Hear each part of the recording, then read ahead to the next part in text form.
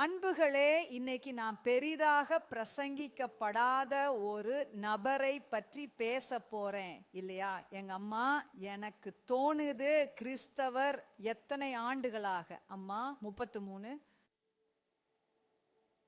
37 ஆண்டுகள் அவள் சொன்னால் அவரை பற்றி ஒரு போதனையும் கேள்விப்படவில்லை. நான் சொன்னேன், என் கடவுளே, இது மோசமாக இருக்கிறது இல்லையா? ஒருபோதும் கேள்விப்படவில்லையா? அப்படியானால் இது பொருத்தமானது. என் பக்தி நேரத்துல மத்தேயு புஸ்தகத்தை படிக்கும் போது கடந்த ஆண்டு தொடக்கத்தில்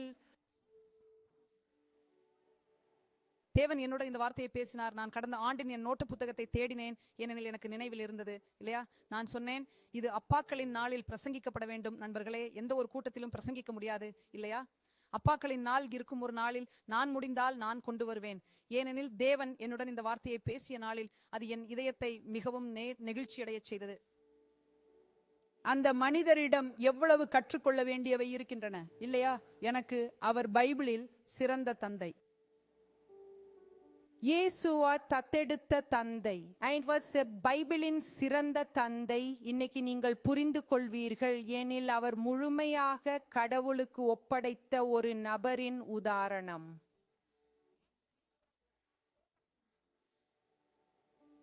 மற்றும் தேவனின் வார்த்தை அவனை பற்றி மிகவும் குறைவாகவே பேசுகிறது.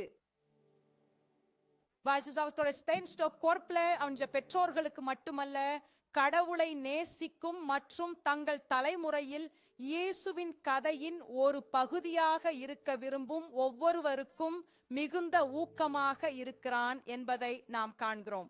ஏனெனில் அதுதான் இந்த மனிதன் செய்தது இல்லையா? அவரை பற்றிய பிரசங்கங்கள் குறைவாக இருக்கிறது மிகவும் வருத்தமாக உள்ளது. ஏனெனில் துரதிருஷ்டவசமாக அவரது கதையின் முக்கியத்துவம் மறைக்கப்பட்டது. மரியாவை மையமாக கொண்ட மதவெறியால். அவர் கூட தேவனின் ஒரு பெண், ஆனால் மதவெறியின் இலக்கு அல்ல இல்லையா?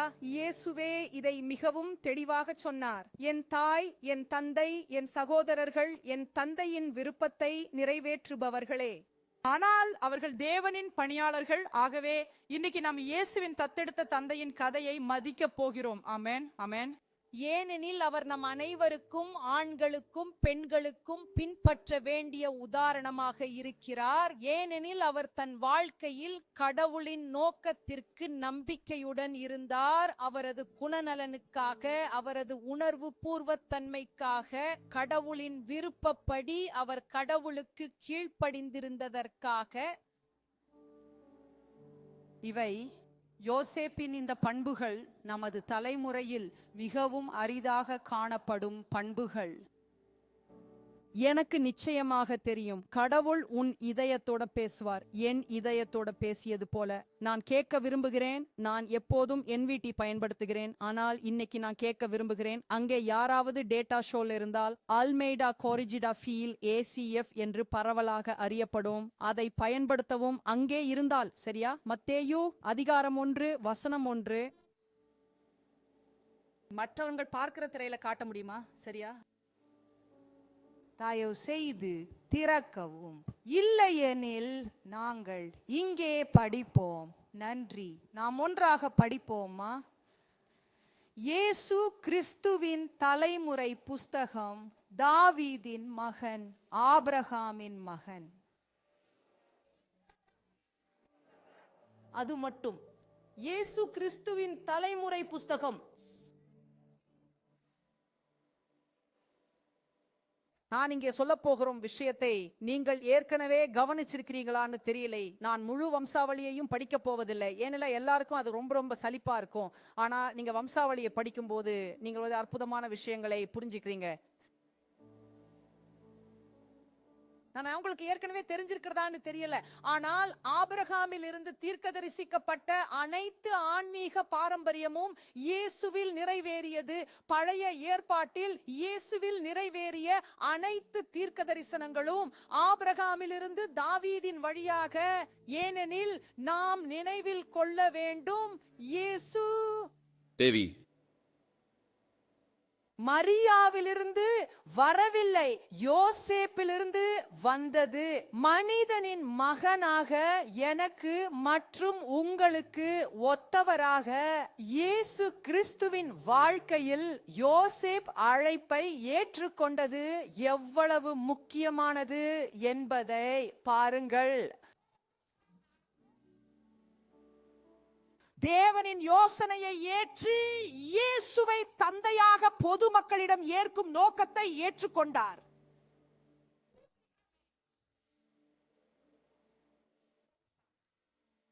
இப்போது 16 வசனத்திற்கு செல்லுங்கள் தயவு செய்து.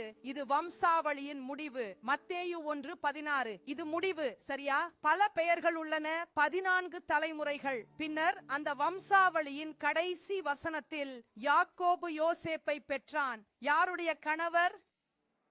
அவரால் யார் பிறந்தார்? அது என்ன என்று அழைக்கிறார்கள்? இயேசு. சரி, இந்த பெரிய பெயர்களின் பட்டியலின் முடிவில் காகித பைபிள் வைத்திருப்பவர்களே பார்க்க முடியும். அப்போ நான் ஒரு ஸ்பாய்லர் விடுகிறேன். யார்கிட்ட காகித பைபிள் இருக்குதோ இல்லையா, இந்த பெரிய பட்டியலின் முடிவில் மத்தேயு முதல் அதிகாரம் யாரும் படிக்கல, ஏற்கனவே 2ஆம் அதிகாரத்துக்கு சென்று விடுகிறார்கள். அது ஆபிரகாமில் தொடங்கி யோசேப்ல முடிகிறது. இந்த வம்சவெட்டியில் அன்பரே, என் மற்றும் உங்களுடையது போலவே எல்லாமே இருக்கிறது. நீங்க பார்க்க போறீங்க, அங்கே ஒரு விபச்சாரி ராகாப், ஒரு சட்டவிரோத பிள்ளை பேரஸ், ஒரு மோசமான மனிதன் சாலோமோன், தவறான உறவுகள் கொண்ட பெண் பாத்சேபா, துரோகி தலைவன் ரெஹபோவாம், எல்லாமே இருக்கிறது. மேலும் தெய்வ பக்தி கொண்ட ஆண்களும் பெண்களும் இருக்கிறார்கள். என் மற்றும் உங்கள் குடும்ப வரலாற்றில் இருப்பது போலவே அதுவும் இருக்கிறது. ஆம் அல்லது இல்ல? ஆம். முக்கியமானது என்ன? யோசேப்பின் வரிசை இயேசுவின் கதையில் வந்தபோது அவர் தேவன் அவரிடமிருந்து எதிர்பார்த்ததை நம்பிக்கையுடன் செய்தார். அதனால் அன்புகளே, பல நேரங்களில் நாங்கள் கடினமான குடும்ப வரலாற்றிலிருந்து வருவோம்.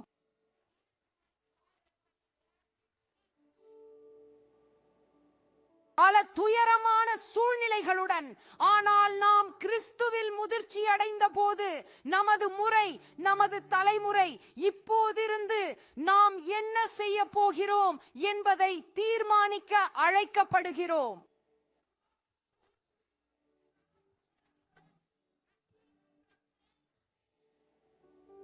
ஏனெனில் நான் கவனிக்கிறேன், பலர் முன்னேற முடியாமல் தடுக்கப்படுகிறார்கள். ஏனெனில் அவர்கள் இன்னும் கடந்த காலத்தின் காயங்களை பார்த்து கொண்டே இருக்கிறார்கள். மற்றவர்கள் இன்னும் கடந்த காலத்தை பற்றி நினைக்கவில்லை. ஆனால் இன்றைய தங்களின் வாழ்க்கையை கடவுளுடன் பாதிக்கும் குடும்பத்தின் தாக்கங்களால் இன்றைய காலத்தில் பாதிக்கப்படுகிறார்கள். ஆனால் நான் இந்த கதையை படிக்கும் போது, அங்கிருந்து யோசேப்பின் வாழ்க்கையை பார்க்கும் போது நான் என்ன பார்க்கிறேன் தெரியுமா? அவர் அதிலிருந்து விடுபட்டார். ஏன் பாஸ்டரா, நீங்கள் அதை எப்படி அறிவீர்கள்? ஏனெனில் அவர் தன்னுடையது அல்லாத ஒரு கற்பத்தின் மகனாகிய இயேசுவை ஏற்றுக்கொண்டார். ஒரு காலத்தில் அன்புகளே, 2000 ஆண்டுகளுக்கு முன்பு, ஒரு நிமிடம் நண்பரே, எல்லோரும் ஒருவருக்கொருவர் அறிந்திருக்கும் ஒரு கிராமத்தில், நான் சாவோ பாவ்லோ ஒரு பெருநகரம் பற்றி பேசவில்லை. நீங்கள் ஒரு பகுதியிலிருந்து மற்றொரு பகுதிக்கு மாறினால் ஒருபோதும் யாரையும் சந்திக்க முடியாது. நான் பேசுகிறேன். நான் நாசரேத்துக்கு சென்றுள்ளேன். நான் அங்கே இருந்தேன். சில கிரகங்களுடன் ஒரு கிராமம்.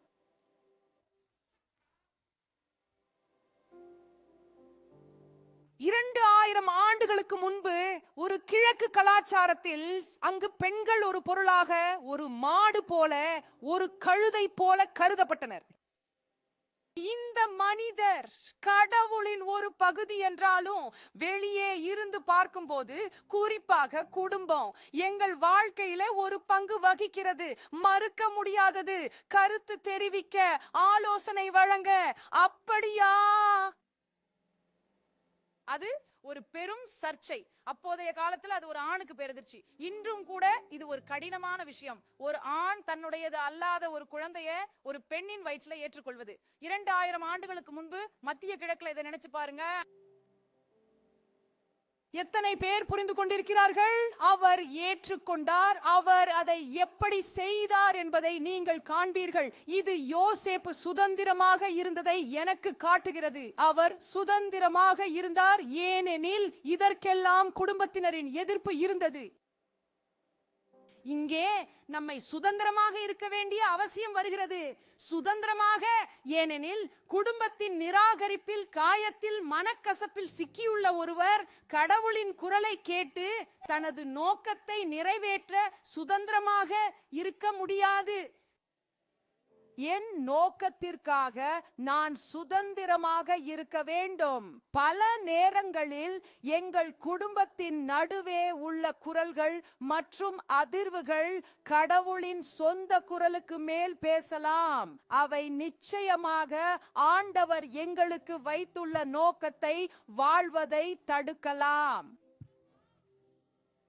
அப்படியானால் நான் யோசேப்பிடம் இருந்து கற்றுக்கொள்வது, முதலில் அவர் தனது தலைமுறையில் கடினமான சூழ்நிலையிலும் கடவுளின் விருப்பத்தை நிறைவேற்றுவதற்கான பொறுப்பை ஏற்றுக்கொண்டார். நான் உங்களுக்கு ஆலோசனைகளை கேட்க வேண்டாம் அல்லது உங்கள் குடும்பத்தை நேசிக்க வேண்டாம் என்று சொல்லவில்லை. ஆனால் நீங்கள் பெரியவராக இருந்தால் நீங்கள் உங்கள் நோக்கத்தை நிறைவேற்றுவதில் பொறுப்பாகவும் விசுவாசமாகவும் இருக்க வேண்டும் என்று சொல்கிறேன். இது எத்தனை பேர் புரிஞ்சு கொள்றாங்க?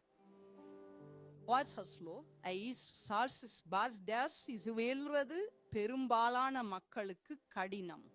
கடவுள் நமக்கு ஒரு உதாரணத்தை கொடுக்கிறார், இது சாத்தியம் என்று. இன்னும் இன்னைக்கு இதை வாழ முடியலன்னா நான் கடவுளிடம் இதை தேடணும். ஆமென். இரண்டாவது நான் பார்க்கிறேன், யோசேப்பு ஒரு நீதிமான். நீதிமான் என்று சொல்லுங்கள். Aetius antes Pinatus versuan kas vaingam. Ora இயேசு கிறிஸ்துவின் பிறப்பு இப்படியாக இருந்தது. மரியாவை அவளது தாயை யோசேப்புடன் நிச்சயிக்கப்பட்டவளாக, அதாவது உறுதிப்படுத்தப்பட்டவளாக கண்டார்கள். அவர்கள் சேருவதற்கு முன், அதாவது திருமணம் ஆகுவதற்கு முன் மரியா கருவுற்றவளாக, பரிசுத்த ஆவியால் கருவுற்றவளாக கண்டார்கள். 11வது வசனம், அப்பொழுது யோசேப்பு அவன் கணவன் இருந்தபோது அவளை அவமானப்படுத்த விரும்பவில்லை. அவதூறு செய்ய அவளை விட்டு செல்ல நினைத்தான். எப்படி? பாப்பா, இப்ப கடவுள் உங்களோட பேசுவார். இங்க உண்மையில நீதிமான் அப்படின்னா என்ன தெரியுமா? உண்மையான நீதிமான். சரியா?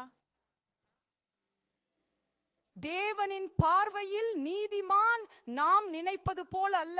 என்ன நடந்தது பாருங்கள். அவர் தனது நிச்சயதார்த்த மனைவி வேறு ஒருவருடன் பாவம் செய்து கர்ப்பமாகி இருக்கிறாள் என்று நினைத்த போது அவர் அவளது வாழ்க்கையை வெளிப்படுத்த நினைக்கவில்லை.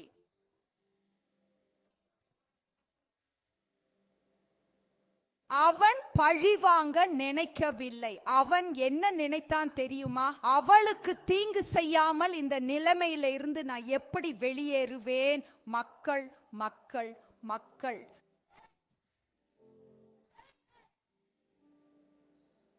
இன்று இந்த மாதிரியான ஒரு நிலைமை தேவாலயத்தில் நடந்தால், ஒரு பெண் ஒரு ஆணுடன் பிரார்த்தனை செய்து கொண்டிருக்க வேறு ஒருவரால் கர்ப்பமாக இருப்பது தெரிய வந்தால் அந்த ஆண் வெளியேறி, நான் வெளியேற வேண்டும், அவள் தன்னால் தேவனை சமாளிக்கட்டும், நான் எதுவும் செய்ய போவதில்லை என்று சொல்லுவாரா? எந்த ஒரு சூழ்நிலையும் உறவுகளை உட்படுத்தினால், அன்புகளே, இங்கே காதலையும் இதற்கு ஒத்த விஷயங்களையும் நீக்குவோம். ஆனால் நீங்கள் உறவுகளில் யாராவது மூலம் பாதிக்கப்படுகிறீர்களா? அந்த கிராமத்தில் இந்த நிலைமை எவ்வளவு தாக்கத்தை ஏற்படுத்தியது என்று யோசிக்கவும். இந்த விஷயம் எவ்வளவு கிசுகிசுவாக மாறிவிட்டது. யார் இருக்க முடியும்? இந்த கிராமம் ரொம்ப சிறியது, அது 2 வீட்டு பிள்ளைன்னு நினைக்கிறேன். பேச்சு ஆரம்பமாயிறது, ஊகங்கள் ஆரம்பமாயிறது, சந்தேகங்கள் ஆரம்பமாயிறது. ஜோசே அவனுடைய பக்கம் பார்க்காமல் நான் என்னுடைய பக்கம் பார்க்க போகிறேன். அவர் அதை பண்ணல. ஆனா இப்ப இத பற்றிய மிக அதிர்ச்சியுற்ற விஷயத்தை நீங்க அறிய விரும்புறேன். சட்டம் அவருக்கு ஆதரவாக இருந்தது. மோசேசின் சட்டம் அவருக்கு ஆதரவாக இருந்தது. எதுக்காக தெரியுமா? அந்த நிலையை நகரத்தின் மூப்பர்களிடம் கொண்டு சென்று மரியாவை கல்லால் அடிக்க வேண்டும் என்று கேட்க, எனக்கு அந்த சட்டத்தை கொடுங்கள். திருவிவிலியம் 22:20-21.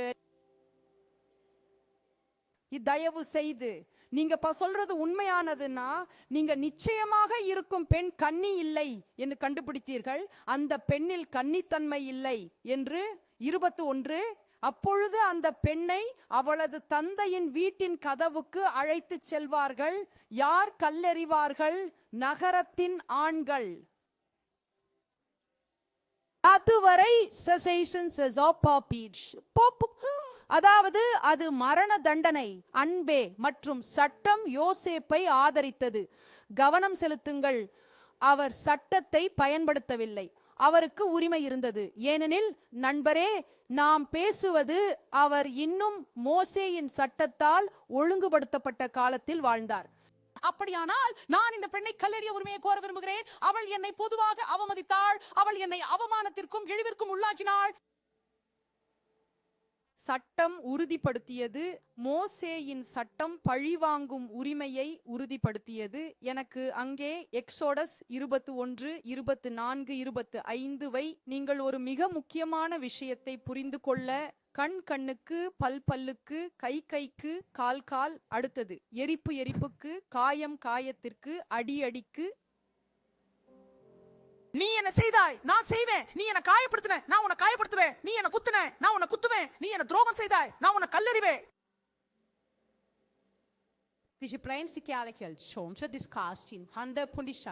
ஏன் தெரியுமா? ஏனெனில் சட்டம் எளிது, கடினமானது கிருபை. கடினமானது கிருபை, கிருபை மிகவும் கடினமானது. முதல் விஷயம் இயேசு தனது முதல் பிரசங்கத்தில் செய்தது. மத்தேயு 5:38 முதல் 39 வரை அவர் இதை ரத்து செய்தார். அவர் பேசினார், நீங்கள் பழமையானவர்களிடமிருந்து கேட்டீர்கள், நீங்கள் கூறப்பட்டதை கேட்டீர்கள், கண் கண்ணுக்கு, பல் பல்லுக்கு. 39, ஆனால் நான் உங்களுக்கு வேறு ஒன்றை சொல்கிறேன். தீமைக்கு எதிராக நில்லாதீர்கள். யாராவது உன் வலது கன்னத்தில் அடித்தால் மற்ற கன்னத்தையும் கொடு. இது ரத்து செய்யப்பட்டது. ஆனால் யோசேப்பு இது ரத்து செய்யப்படுவதற்கு முன் இயேசு கிருபையின் போதனையை கொண்டு வந்தார். அது நம்மை உடைக்கிறது. அது கிருபை, சட்டம் அல்ல. யோசேக்கு பிறகு ஒரு சரணடைந்த இதயம் இருந்தது மற்றும் அங்கு ஏற்கனவே கிருபை இருந்தது. அருளால் நிறைந்தவர்களுக்கு உங்களுக்கு சட்டம் தேவையில்லை, ஏனெனில் உங்கள் இதயம் கடவுளால் கல்வி பெறுகிறது. ஜோசே ஒரு நீதிமான் என்பதால் மற்றும் அவனில் அந்த மிருக இயல்பு இல்லாததால் அவன் முடிவு செய்தான், எனக்கு உரிமை உள்ளது, ஆனால் நான் அந்த உரிமையை பயன்படுத்த மாட்டேன். நான் அந்த உரிமையை பயன்படுத்த விரும்பவில்லை, ஏனெனில் இதுவே பைபிளின் வார்த்தையின் பொருளில் நீதிமான் ஆகும். பைபிளின் வார்த்தையின் அர்த்தத்தில் நீதிமான் என்பது என் சொந்த நீதி, கடவுளின் நீதி அல்ல என்பதை புரிந்து கொள்வது. நான் எப்படி உணர்கிறேன்? அது கடவுளின் நீதி அல்ல.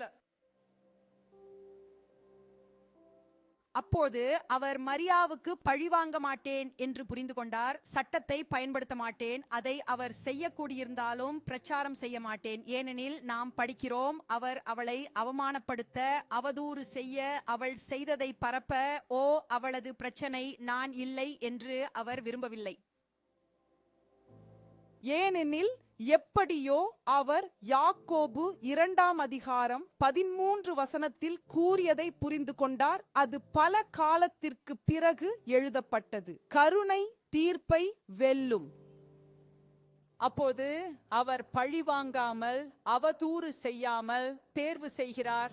ஏனெனில் இங்கு பாஸ்டர் அசாஃப் போர்பா சொன்னது போல ஒரு நீதிமான் கெட்ட செய்திகளை பரப்ப மாட்டார். But was também sorry gärdet till visjete kalido operekros. Ides nas oris passangen sudi. சக்காரின் சப்பாய்ட் ஷோக் ஸ்ரீலாடடைய ஹிமேஸ் ஃப்ரம் கான்ஸ்ட்ரீஸ் குமாசையால் நிரம்பியுள்ளது. ஆனால் கடவுள் நம் இதயத்தில் நம்பிக்கை வைக்க முடியுமா? ஏன் கடவுள் யோசேப்பை மரியாவின் கணவராக தேர்ந்தெடுத்தார்? ஏனெனில் கடவுள் இதயத்தை பார்க்கிறார். நீங்கள் அவமதிக்கப்படும் நேரத்தில் என்ன செய்தீர்கள்? நீங்கள் என்ன செய்தீர்கள்? நான் என்ன செய்தேன்? துரோகம் நடந்தால் நாங்கள் எப்படி எதிர்வினையாற்றுகிறோம்? ஏனெனில் கடவுளுக்கு ஒப்படைக்கப்பட்ட இதயம் என்பது கடவுளிடமிருந்து வரும் நீதியை மட்டுமே நம்புகிறது.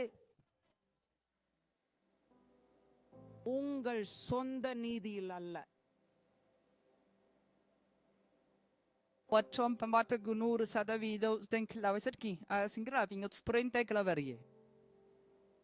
இது ரொம்ப ரொம்ப தெளிவா உள்ளது. யோசேப்பு மோசேயின் சட்டத்தின் சட்டவாதத்தின்படி செயல்பட்டிருந்தா அந்த மனிதருக்கு என்ன நடந்திருக்கும்? 3வது புள்ளி 20 முதல் 23 வரையிலான வசனம்.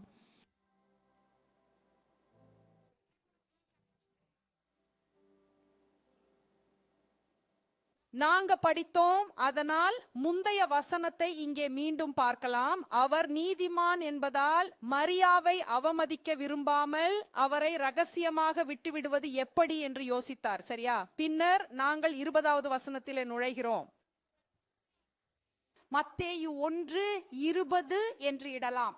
அவன் இதை பற்றி இந்த நிலைமையில் நான் எப்படி அமைதியாக வெளியேறி அவதூறு செய்யாமல் சத்தம் செய்யாமல் செய்வது என்று யோசித்துக் கொண்டிருந்த போது கர்த்தரின் ஒரு தூதர் கனவில் அவனுக்கு தோன்றினான்.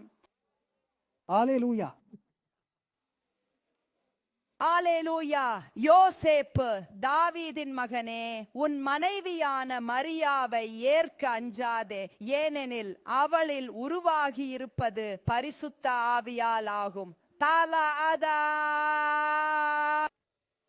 அல்லேலூயா. அவள் ஒரு மகனை பெற்றெடுப்பாள். நீ அழைப்பாய், நீ யோசேப், நீ அழைப்பாய், ஏனெனில் பாருவினை சொல். நீ அவனுக்கு இயேசு என்று பெயர் வைப்பாய். நீ அவனுக்கு ஒரு அடையாளம் கொடுப்பாய், ஏனெனில் அவன் தன் மக்களை அவர்களின் பாவங்களில் இருந்து காப்பாற்றுவான். அடுத்தது,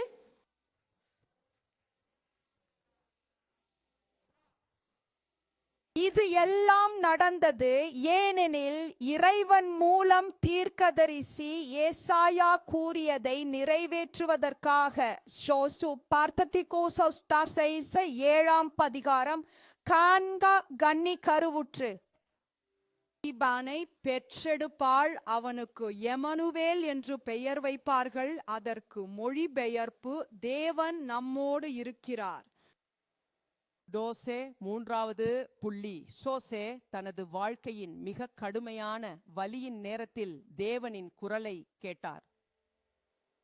ஒருவருக்கு கடவுளின் குரலை கேட்க மோசமான நேரம், அது வலியுடன் இருக்கும் நேரம். அவர் கேட்டார். அவர் துன்பப்படுவதை கற்பனை செய்யுங்கள், ஏனெனில்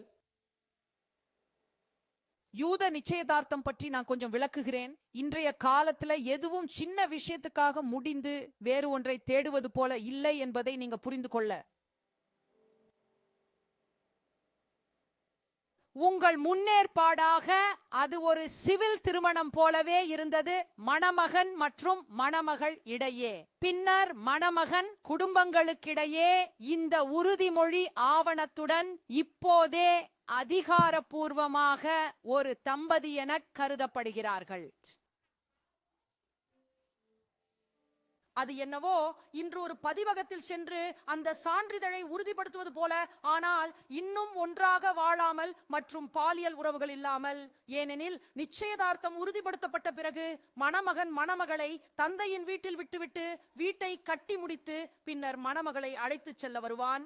அதனால்தான் இயேசு தேவாலயத்தை விட்டு செல்லும் போது அவர் சொன்னார், நான் இடம் தயாரிக்க போகிறேன். இயேசு நாயகியை விட்டுவிட்டு அவர் இடத்தை தயாரித்துக் கொண்டிருக்கிறார். பின்னர் அவர் எங்களை அழைத்து செல்ல வருவார். சரியா? யோசேப்பு அந்த காலகட்டத்தில் இருந்தார். அவர் ஏற்கனவே அந்த உறுதியை உறுதிப்படுத்தி விட்டார். அவர் மரியாவை அழைத்து செல்ல வீட்டை கட்டி கொண்டிருந்தார். அப்போது திடீரென அவள் கர்ப்பமாக தோன்றினாள். சூழ்நிலையின் தீவிரத்தை புரிந்து கொள்கிறீர்களா? அவமானகரமான காரணத்திற்காக அவன் குழந்தையுடன் தோன்றியது அவனுடையது அல்ல. அதே நேரத்தில் அவன் தனது வாழ்க்கையை மறுபரிசீலனை செய்ய வேண்டிய நிலை. என் சமூகத்தை விட்டு விலகி மற்றொருவரால் கருவுற்ற மணமகளை பாதுகாக்க வேண்டும். பாருங்கள், மனதில் ஒரு போராட்டத்தை நினைச்சு பாருங்கள். ஆம் அல்லது இல்ல. மக்களே, இதைவிட குறைவாக இருந்தாலும் நம்மால் கலங்கிவிட முடியும். இந்த மனப்போராட்டத்தின் நடுவில் ஆச்சரியமாக, ஆனால் இந்த துயரமான தருணத்தில் ஜோசப் கடவுளின் குரலை கேட்டார். ஏன் நமது வலியின் நேரத்தில் கடவுளின் குரலை கேட்க இது மிகவும் கடினமாக இருக்கிறது? ஏனெனில் நமது இதயத்தில் கடவுளின் குரலை விட காயத்தின் குரல் பொதுவாக அதிகமாக இருக்கும். பெரும்பாலும் நாம் காயத்தை கடவுளை விட அதிகமாக கேட்கிறோம். சில நேரங்களில் கடவுள் பேசுகிறார், முழங்குகிறார், மக்களை எழுப்புகிறார், வார்த்தையை கொடுக்கிறார். ஆனால் நாம் மறுக்கிறோம், கேட்க விரும்பவில்லை. ஏனெனில் நம் இதயத்தில் எல்லாவற்றையும் முடிவுக்கு கொண்டு வந்து விட்டோம். கடவுள் பேசுவதற்கு இடம் இல்லை. நமக்கு கடினமானது எதுவெனில் அது நம் இதயத்தை வலியில் அமைதியாக்குவதே. அன்பரே, Ses dan voor sacropesteren haat Siaigel en Deven en stoos toesprong. அமைதியாக இருங்கள். உங்களோட வாழ்க்கையிலே கடவுளின் குரலை விட காயத்தின் குரல் அதிகமாக இருக்காதிருக்க. அப்போ நான் இங்கே இரண்டாவது உருப்படியில் கொஞ்சம் திரும்புகிறேன். யோசேப்பு கற்பத்தினை பற்றிய செய்தியை அறிந்தபோது தன்னுடைய நீதியை நிலைநிறுத்தும் கோபத்துடன் நடந்திருந்தால், மரியாவை கல்லெறிய சொல்லி அவளை அவளது தந்தையின் வீட்டின் கதவுக்கு அழைத்து சென்று நகரத்தின் ஆண்களை அழைத்து கல்லெறியுங்கள் என்று சொன்னால் என்ன ஆகும்? ஃபுச்சு ஜீவா ஒலித்தே சைனி பீனியோ சூஷோ ஒஸ்தே பித்தே கொனோஷ்டுவா நான்னோ கச்சிமுனாய் துயுத்தர டோனர் தேஷோகா. இப்போது தூதர் வந்தால் அவர் எப்படி இருப்பார்? கடவுள் பேசும்போது, என்னிடம் ஒரு திட்டம் இருந்தது, அவள் எதுவும் செய்யவில்லை, அவள் உமக்கு நம்பிக்கையானவள், இந்த குழந்தை என் மகன், தீர்க்க தரிசனத்தின் நிறைவேற்றமாக. 800-700 ஆண்டுகள் முன்பு. ஆனால் உங்கள் நீதிமானம் கடவுளின் நீதிமானம் என்பதால் மற்றும் உங்கள் விவேகம் காரணமாக வலியில் கூட The Davidu au noapisseirum nero sotes அவசரப்பட்டு எதையும் செய்யாமல். அதனால் யோசேப்பின் நிலைப்பாடு தீர்மானமாக இருந்தது, எல்லாம் தீர்க்க தரிசனம் செய்யப்பட்டபடி நிறைவேறுவதற்கு.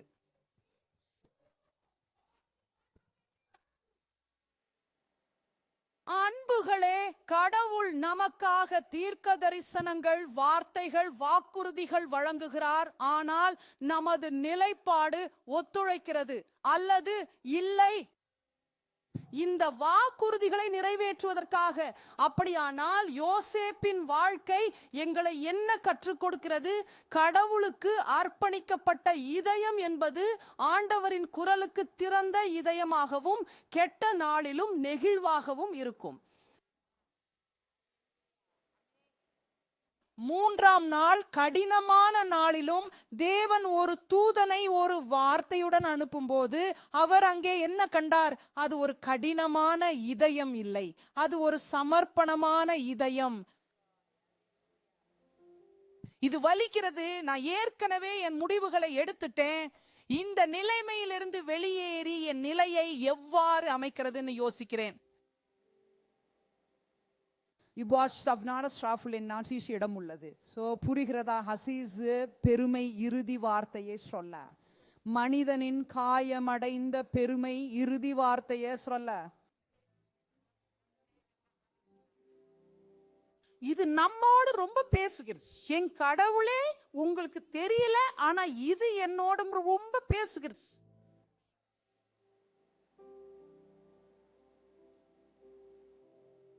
நான்காவது விஷயம் நான் யோசேப்போட வாழ்க்கையில காண்றேன். ஒரு மனம் ஒப்புக்கொண்ட மனிதன், செயலுக்கு தயார். 24 வசனம். தேவதூதன் அவரை சந்தித்தான், தேவதூதன் அவருடன் பேசினான். பின்னர் 24 வருகிறது. தூக்கத்திலிருந்து விழித்தவுடன் அந்த மனிதன் படுக்கையிலிருந்து எழுந்து செய்ய வேண்டியதை செய்யத் தொடங்கினான். மக்களே, யோசேப்பு எழுந்தபோது கர்த்தரின் தூதன் உத்தரவிட்டதை செய்தார் மற்றும் மரியாவை மீண்டும் ஏற்றுக்கொண்டார். தேவன் பேசினாரா?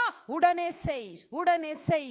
அவர் சொல்லக்கூடியது, ஐயோ ஆண்டவரே, இது நிறைய தகவல், நான் சிந்திக்கிறேன், நான் பிரார்த்திக்கிறேன்.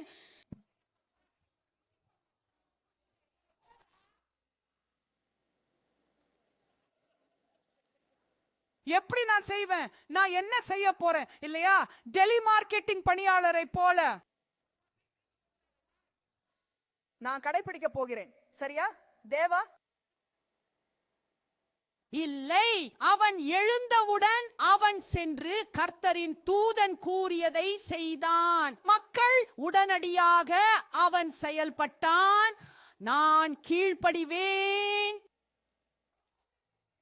பிறகு கடவுள் கிராமத்துடன் குடும்பத்தினருடன் தீர்வு காண்பார். நான் இப்போது கடவுள் என்னிடம் சொன்னதை செய்வேன். நாட்கள் குறுகி வருகின்றன. நீங்கள் இதை கவனிக்கிறீர்களா என எனக்கு தெரியவில்லை.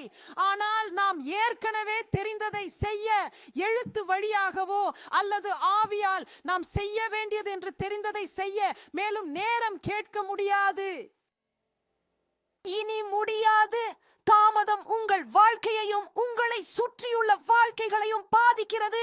ஏனெனில் உங்கள் தாமதத்தில் நாளைக்கு வைக்க, மறுநாளுக்கு வைக்க, அடுத்த ஆண்டுக்கு வைக்க கடவுள் ஏற்கனவே சொன்னதை விட்டுவிட்டீர்கள்.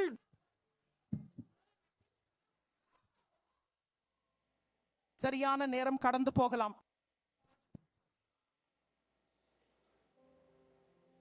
ஒரு மிக முக்கியமான குணாதிசயமாகவும் தேவன் முக்கியமான விஷயங்களுக்கு நம்பும் ஆண்கள் மற்றும் பெண்களின் குணாதிசயத்தில் இங்கே நான் உங்களுக்கு ஒரு முக்கியமான விசையை கொடுக்கிறேன். நீங்கள் சாதாரணத்திலிருந்து வெளியேற விரும்பினால், உங்கள் சாதாரண சாமானிய வாழ்க்கையால் சோகமாக இருந்தால், உற்சாகம் பைபிளில் சரிபார்க்கலாம். அங்கே ஆபிரகாமுடன் எப்படி இருந்தது பாருங்கள். கடவுள் பேசினார், அவர் புறப்பட்டார். கடவுள் மோசேயுடன் பேசினார். மோசே, பைபிள் சொல்கிறது, கடவுள் சொன்னது போலவே எல்லாவற்றையும் செய்தார். உற்சாகம். மரியா அதே விஷயம். நினைச்சு பாருங்கள், நான் கற்களால் அடிக்கப்படலாம். யோசேப் நோக்கத்தை புரிந்து கொள்ளவில்லை என்றால் என்ன ஆகும்? அவள் என்ன சொல்றாள்? இங்கே கத்திரிங்க அடியால் இருக்கிறேன், உன் வார்த்தை எனக்குள்ள. தேவனே, ஆண்டவரே பேசினீர்களா? ஆண்டவர் பாலைவனத்தில் ஒரு வழியை உருவாக்க போகிறார். யோசேப்பும் அதே போல தேவன் அவர்களிடம் நிறைவேற்ற கடினமான ஒன்றை பேசின போது அவர் ஒரு நிமிடம் என்று கேட்கவில்லை. ஒரு நிமிடம் ஆண்டவரே, ஒரு நிமிடம். அவர் என்ன கேட்டார்? ஒரு இங்கே நான் இருக்கிறேன், இங்கே நான் இருக்கிறேன், இங்கே நான் இருக்கிறேன். கடவுள் பேசினார்.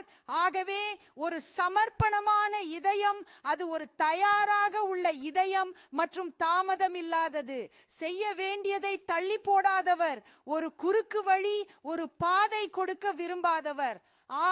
இல்லை, நான் ஒரு குறுக்கு வழி பின்னர் செய்கிறேன், ஆனால் இப்போது முடியாது. மன உற்சாகம். தன் தூக்கத்திலிருந்து எழுந்தான், சென்று ஆண்டவர் கூறியதை செய்தான். ஜோசப் கதையிலே நான் காணும் 5வது மற்றும் கடைசி விஷயம். அவரையும் எனக்கு பிடித்தது.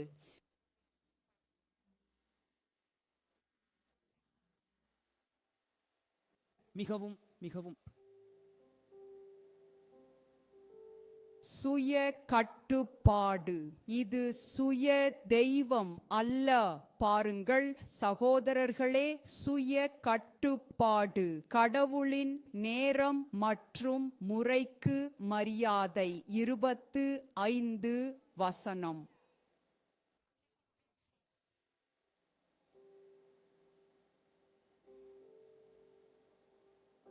யோசேப் அவளை அறியவில்லை. எபிரேய மற்றும் கிரேக்க மொழிகளில் இங்கு இது பாலியல் அர்த்தத்தில் உள்ளது. யோசேப் மரியாவுடன் உறவுகள் கொள்ளவில்லை. அவளை மனைவியாக ஏற்றுக்கொண்டார். ஆனால் அவளுடன் உறவு கொண்டதில்லை. அவள் தனது மகனை முதற் பேரானவனை பெற்றவரை வரை யோசேப் அவனுக்கு இயேசு அனு பெயரிட்டார். பாருங்கள், அவர் பாதுகாத்தார். மகன் பிறக்கும் வரை, ஏனெனில் தீர்க்க தரிசனம் மரியாவை பற்றியது மட்டுமல்ல. அன்னி கற்பமாகி கன்னி கற்பமாகி குழந்தையை பெறுவாள். கன்னி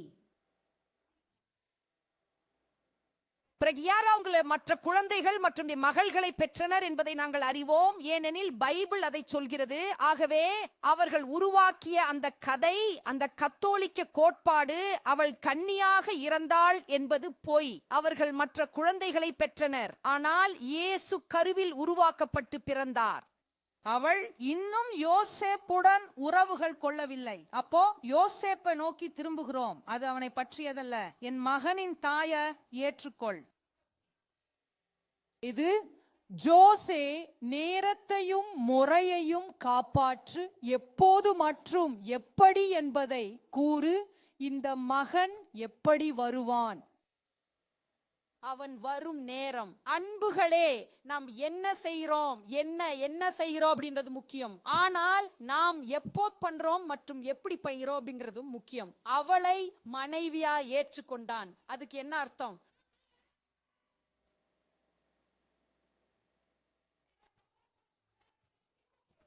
அவளை அவன் கட்டிய வீட்டுக்கு அழைத்து சென்றான். இப்போது அவள் என் மனைவி. ஆண்டவரே, நீங்க ரொம்ப கேக்குறீங்க. உங்களை கடைபிடிக்க நான் ஏற்கனவே பெரிய சுமையை ஏற்றுக்கொண்டேன். நான் ஆண் புஷா, இப்படிதான் அந்த கப்ரா பலவீனமானவன் பேசுறாரா? நீங்க கடவுள் விரும்பும் விதத்துல செய்ய ரொம்ப ஆணாகணும் இல்லையா? கிறிஸ்தவர்கள் கடவுளின் நேரம் மற்றும் முறையை பற்றி கவலைப்படுவதில்லை. இது யோசேப்பை பற்றியது மட்டுமல்ல, இது மரியாவையும் இயேசுவையும் பற்றியது. நாங்கள் பலமுறை இந்த தாக்கத்தை உணராமல் நேரம் மற்றும் முறையை நம் வாழ்க்கையில் கவனிக்காமல் நாங்கள் மக்களை குழியிலே இழுக்கிறோம். நமக்கு நெருக்கமாக இணைந்துள்ளவர்களின் நோக்கங்களை விளக்குகிறோம். இது செய்ய வேண்டுமா தேவனே? சரி, ஆனால் நான் என் முறையில் செய்வேன். செய்யுங்கள். செய், என்ன நடக்கிறது என்று பாரு. ஒரு இதயம் தேவனுக்கு ஒப்படைக்கப்பட்டால் அது எல்லாவற்றையும் காப்பாற்றுவதில் அக்கறை கொள்கிறது. என்ன, எப்போது, எப்படி மற்றும் யார். இதிலே இன்னொன்றை சேர்க்கிறேன். யார், இதில் யார் ஈடுபட்டுள்ளனர், இதை பற்றி யோசிக்க வேண்டும். என்னை பற்றியதல்ல. எக்லேசியாஸ்டிஸ் 8:5 இதை சொல்கிறது. ஞானமுள்ள இதயம் காலத்தையும் முறையையும் புரிந்து கொள்ளும். நான் என்ன செய்ய வேண்டும் என்று தெரிந்ததல்ல. சரி, ஆனால் எப்போது, எப்படி, யார் இதனால் பாதிக்கப்படுவார்கள், நான் இங்கே என்ன பேசுறேன் அப்படின்னு எத்தனை பேர் புரிந்து கொள்கிறார்கள்? ஆமென். ஒருவரின் இதயம் தேவனுக்கு ஒப்படைக்கப்பட்டால் மாற்று திட்டம் இருக்காது. அன்பரே, ஒழுங்கு மற்றும் ஆன்மீக தோற்றத்தை தருவதற்கான தற்காலிக தீர்வு இருக்காது. ஏனெனில் ஒப்படைக்கப்பட்ட இதயம் மனித முத்திரையை தேடாது, தேவனின் முத்திரையை தேடும். மனித முத்திரை அது அழகாக தோன்றலாம், ஆனால் அது எதையும் உறுதிப்படுத்தாது. ஆனால் கடவுள் ஆதரிக்கும் விஷயத்தை பற்றி கவலைப்படாதீர்கள், அவர் அதை ஆதரிப்பார். ஆகவே மனிதர்களிடமிருந்து வரும் முத்திரையை பற்றி அல்ல, கடவுளிடமிருந்து வரும் முத்திரையை பற்றி கவலைப்படுங்கள். காலத்தை மதியுங்கள், கடவுளின் முறையை மதியுங்கள். உன் வாழ்க்கையில் ஏதேனும் விஷயம் இயேசு உருவாக்கி கொண்டிருக்கிறதா? அன்பரே, ஆன்மாவில் நிலைத்திரு, உன் உந்துதலை அடக்கிக்கொள். இந்த செயல்முறை நிறைவேறும் போது இயேசு வெளிப்படட்டும், இயேசு தோன்றட்டும்.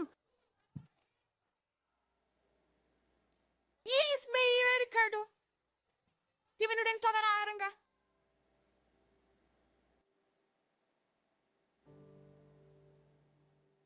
ஏனெனில் நிச்சயமாக எளிதான நாட்கள் வரவில்லை. நீங்கள் பின்னர் படித்தால் அதற்கு பிறகு நான் மீதியை சேர்க்க மாட்டேன், சரியா? ஏனெனில் யோசேப்பு பின்னர் மீண்டும் கேட்க வேண்டியிருந்தது, அங்கிருந்து ஓடிவிடு, பையனை கொல்லாமல் இருக்க எகிப்தில் வாழ். பின்னர் மீண்டும் கேட்க வேண்டியிருந்தது, ஏற்கனவே எகிப்தில் நிலைநிறுத்தப்பட்ட பிறகு திரும்ப, ஏனெனில் இப்போது ஹெரோதேஸ் இறந்து விட்டான். நேரம் முறை என்ன? யாரு ஒரு ஒப்புக்கொண்ட இதயம் இதற்காக அமைதியாக இருக்கலாம்?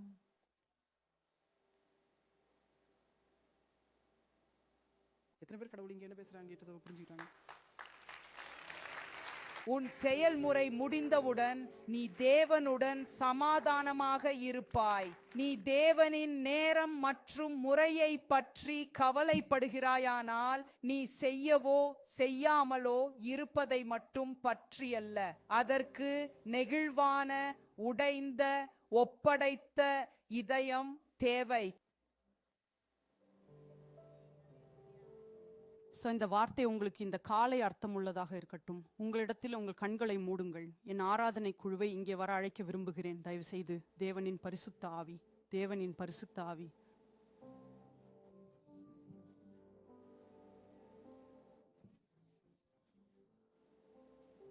நீ அப்படியே இருக்கிறாய், நீ அப்படியே இருக்கிறாய். எல்லா விஷயங்களின் தொடக்கத்துல நீரின் மீது குழப்பத்துல இருளில் அசைவில் இருந்தவனே, நீ அப்படியே இருக்கிறாய்.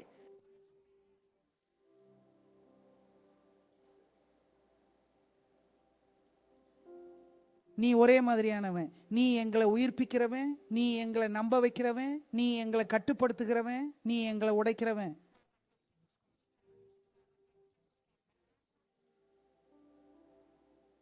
நீ எங்களுக்குள் ஒரு செயலை செய்கிறாய், எந்த மனிதரும் எந்த மனித வார்த்தையும் செய்ய முடியாது.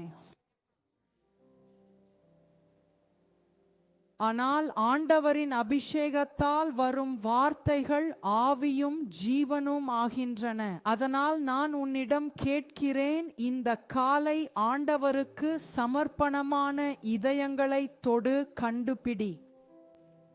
டிரான்ஸ்வர்கள் சாய்ந்தோர்கள். தடைதல் உள்ள இடத்தில் புதிய விஷயங்களுக்கு இடம் உண்டு. தடைதல் உள்ள இடத்தில் மனமாற்றத்திற்கு இடம் உண்டு. தடைதல் உள்ள இடத்தில் உன் குரலுக்கு இடம் உண்டு. தடைதல் உள்ள இடத்தில் ஒரு இதயம்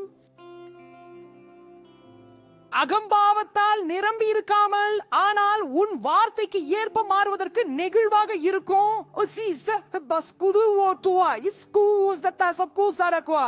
E acabou what today is she com tires in peace.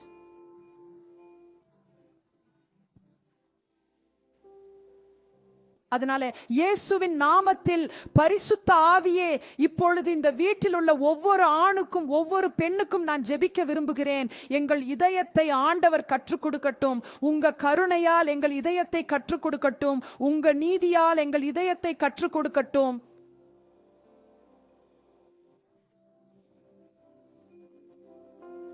உன் இதயத்தில் கை வையுங்கள். கடவுளே, என் இதயத்தை கல்வி செய், என் இதயத்தை கல்வி செய் என்று பேசுங்கள். பரிசுத்த ஆவியே, எங்கள் இதயத்தில் 10-20 பிரசங்கங்கள் செய்ய முடியாத வேலைகளை செய். ஆனால் உமது ஆவி ஒரே ஒரு கணத்தில் செய்ய முடியும்.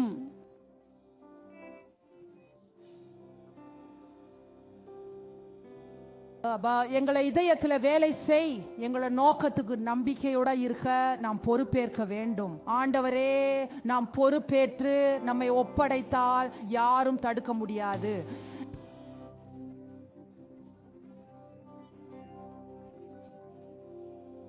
யாரும் எங்களை வாழ்வில் நிறைவேற்ற வேண்டியதை தடுக்க முடியாது. எவ்வளவு ஆற்றலை நாங்கள் நமது குடும்பத்துடன் விவாதிக்க செலவழித்துள்ளோம். அது நம்பிக்கையின் குடும்பமாக இருந்தாலும், இயல்பான குடும்பமாக இருந்தாலும், எளிதாகவே நாங்கள் ஆண்டவரிடம், பிதாவிடம் சரணடையாமல் நாங்கள் ஆண்டவருக்கு சரணடைய விரும்புகிறோம். இந்த காலை நேரத்தில் ஆண்டவருக்கு உங்களை ஒப்படையுங்கள். நீங்கள் உங்கள் வாழ்க்கையை இயேசுவுக்கு ஒருபோதும் ஒப்படைக்கவில்லை என்றால், ஆண்டவரே, இப்போதிலிருந்து நான் ஆட்சி செய்ய விரும்பவில்லை, நீங்கள் ஆட்சி செய்ய வேண்டும் என்று கூறி ஒருபோதும் ஒப்படைப்பு பிரார்த்தனை செய்யவில்லை என்றால், உங்களிடத்தில் நிற்கவும் நான் உங்களுக்காக பிரார்த்திக்க விரும்புகிறேன்.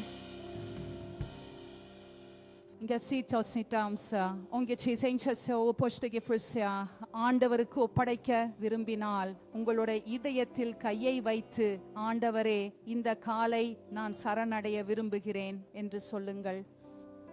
இந்த காலை நான் சரணடைய விரும்புகிறேன். கடவுள் என்னை அசாதாரணமாக என் அமைப்பில் ஒரு மாற்றத்தை, என் மனதில் ஒரு மாற்றத்தை ஏற்படுத்தி என்னை உங்கள் விருப்பத்தின் மையத்திற்கு கொண்டு செல்லவும், உங்கள் வழிகளை புரிந்து கொள்ள என்னை வழி நடத்தவும் உங்களிடத்தில் அந்த பிரார்த்தனையை செய்யுங்கள். ஆண்டவர் ஒரு நேர்மையான இதயத்தை அறிந்திருக்கிறார். அவர் உன்னை இந்த காலை நேரத்தில் சந்திக்க விரும்புகிறார். இயேசுவின் நாமத்தில். அன்பான பிதாவே, இந்த நேரத்தில் எழுந்திருக்கும் ஒவ்வொரு ஆணுக்கும் ஒவ்வொரு பெண்ணுக்கும் நான் பிரார்த்திக்க விரும்புகிறேன். மற்றும் கர்த்தரின் முன்னிலையில் நிலை நிறுத்து. கர்த்தருக்கு மிகவும் கடினமானது எதுவும் இல்லை. உங்கள் குரலின் ஒலியில் சரணடைய முடியாத கடினமான இதயம் எதுவும் இல்லை. மீண்டும் தொடங்கவும் திரும்பவும் செல்லவும் முடியாது. அதனால நான் உன்னை கேட்டுக்கொள்கிறேன், பிதாவே, இப்போது இந்த ஆண்களையும் பெண்களையும் சந்தித்து உன் ஆவியால் செய்யக்கூடியதை செய். இங்கே உள்ள இதயங்களை தொடு மற்றும் அவற்றை உன் பெயரின் புகழுக்காக மாற்று. உன் நோக்கம் நிறைவேறுவதற்காக யோசேப்பின் வாழ்க்கையில் நடந்தது போல அவர்கள் இயேசு